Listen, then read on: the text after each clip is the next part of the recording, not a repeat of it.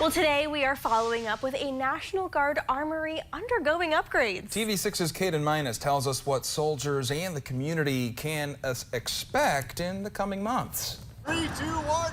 The Michigan Army National Guard Ishpeming Armory broke ground today as upgrades continue. Construction started in January. The $6.5 million changes aim to modernize the facility to better suit female soldiers that are training there. These have been built in the 50s and the 60s, back when it was essentially an all-male force.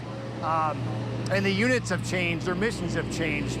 So we have, not only do we have now a mix of males and females, but our equipment density has changed. Lieutenant Colonel Lucas Lonzi says upgrades like this aren't just happening here, they're happening all over the state of Michigan. The Sioux is also getting work in Kingsford. I don't know what those costs are, but it's overall investment from the state's $115 million, both state and federal.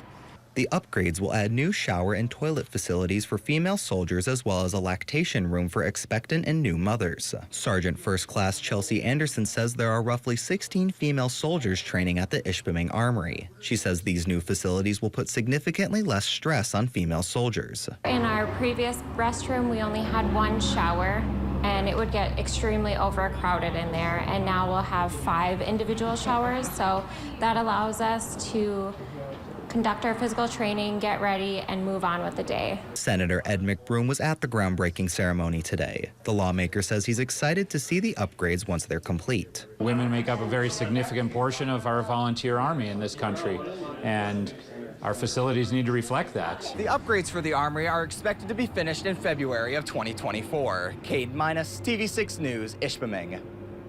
Well, thank you, Kate.